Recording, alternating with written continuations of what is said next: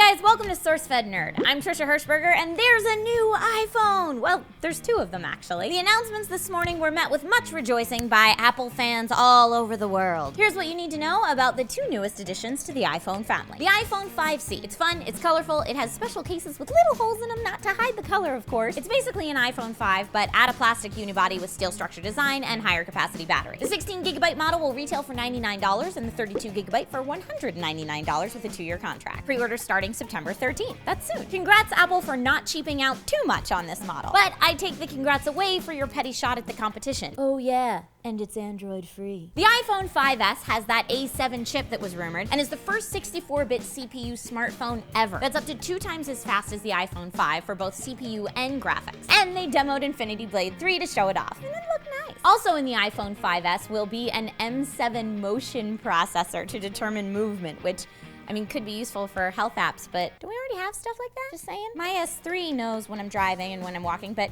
hey, it's good to have. Larger battery life, better camera. They went for bigger instead of more pixels, a la the Nokia Lumia. Dual LED flash, as expected. Better built-in camera features like image stabilization, slow-mo, burst mode, etc., which I wasn't super impressed with just because, we've seen these features before on all the other recent smartphones, but everyone in my office screamed in retort, but this is the first time you can get slow-mo on iPhone.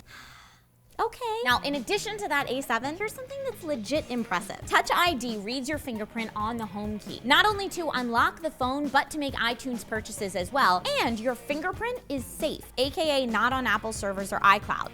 That was pretty smart. So the 3 big features that were announced were the A7 chip, new camera features, and Touch ID. Regarding Touch ID, I just hope that it works better than facial recognition did for Android. Just as innovative, but let's see that execution. And of course, that gold/champagne/gold pain rumored color is definitely a thing, along with silver and space gray. The iPhone 5S will be available for $199 for the 16GB, $299 for the 32GB, and $399 for the 64GB with 2-year contracts starting September 20th. Then quickly for the iOS 7 news, apps have been re-engineered for that 64-bit CPU, and the following apps are now free: iMovie, iPhoto, Pages, Numbers, and Keynote. These will all be auto-downloaded when iOS 7 updates. Now, there were many nods to the fact that many of today's announcements could be found on the web prior to today's actual announcement, but that's okay. The web is the place to get your information. So how do you guys feel about the new iPhones announced today? Personally, I feel like it's a much-needed tech upgrade for the Apple fans to keep up with the competition. The speed and graphics do look impressive, and one could hopefully wish that Touch ID will be pretty awesome. Let me know your thoughts in the comments below. Don't forget to like and subscribe if you haven't already. You can click this annotation or go to SourceFed.com and see all of our typed out bloggy stuff. My name's Trisha Hirschberger, and